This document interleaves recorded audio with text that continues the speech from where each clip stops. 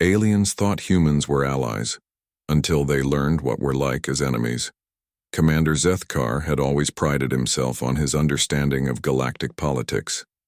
In his 3 centuries of service to the hegemony, he had negotiated with the crystalline Vorthak, outmaneuvered the cunning Selenites, and even brokered peace with the war-hungry Kreks.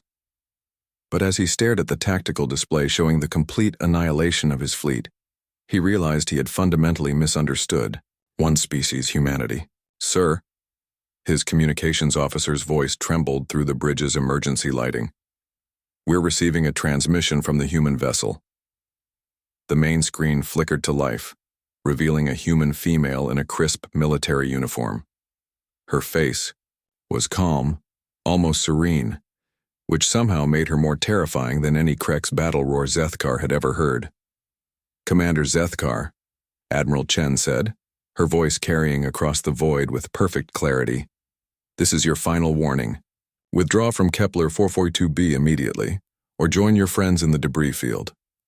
Zethkar's forearms trembled as he processed what had just occurred. 6 hours ago, the humans had been their allies. The Terran Federation and the Zephyrian hegemony had maintained peaceful relations for over 2 decades. They had traded technologies, shared star charts, and even collaborated on deep space exploration missions.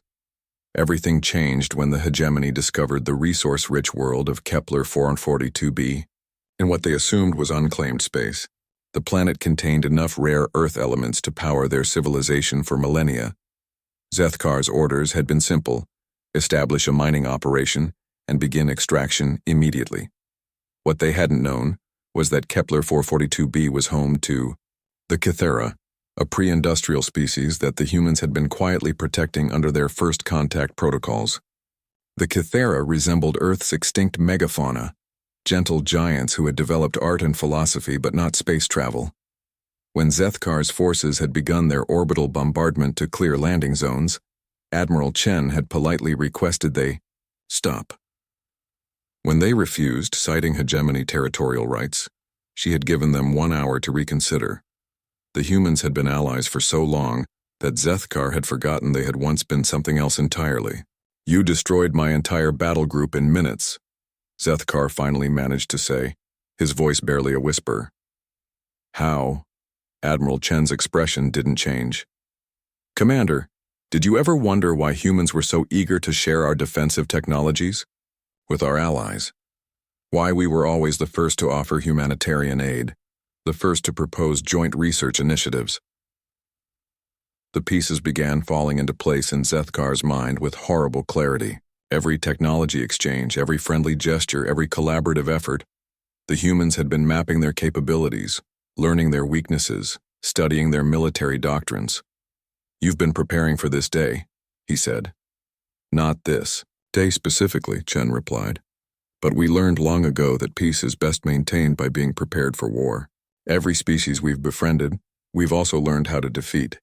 It's nothing personal, Commander, it's just practical." The tactical display updated, showing new contacts jumping into the system. Not hegemony reinforcements, human vessels, dozens of them, materializing from hyperspace with the precision of a choreographed dance. Zethkar recognized the ship classes from technical manuals the humans had shared during their technology exchanges.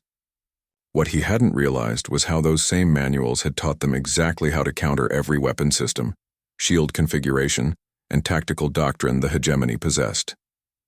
The Selenites thought their telepathic networks gave them an advantage. Chen continued conversationally. "Until we developed psionic dampening fields, the Kreks believed their superior numbers would overwhelm us. We showed them what happens when you fight an enemy that doesn't cluster their forces into easily targeted formations." Zethkar's remaining ship shuddered as human vessels took up positions around them. Not aggressive postures. They maintained respectful distances, like mourners at a funeral. His funeral. "Why spare my ship?" he asked. "Because you're going to return to hegemony space and deliver a message," Chen said. "Humanity values its friendships deeply, Commander, but we value justice more. The Kythera are under our protection now. Any attempt to harm them will be met with the same response you've witnessed today."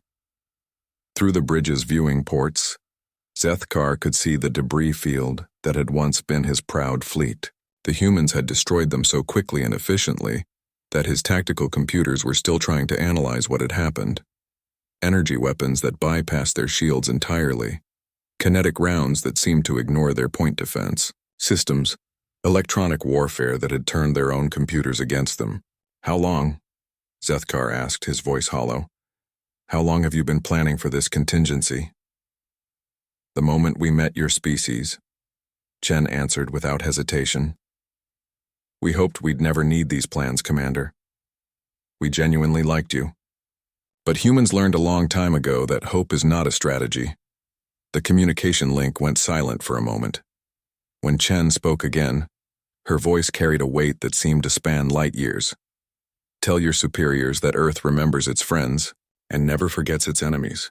The choice of which category they fall into is entirely up to them." The transmission ended, leaving Zethkar alone with the wreckage of his preconceptions. As his damaged ship limped toward the hyperspace jump point under human escort, he finally understood why humanity had survived long enough to reach the stars. They had learned to be excellent friends because they had first learned to be terrible enemies. Behind them, the humans began establishing orbital platforms around Kepler 442b, their gentle giant inhabitants blissfully unaware of the battle fought in their name. And in the depths of space, Admiral Chen made a note in her personal log. "Diplomatic relations with hegemony may require reassessment. Recommend increased cultural exchange programs to rebuild trust." After all, the best way to make an enemy into a friend was to remind them why they didn't want to be your enemy in the first place.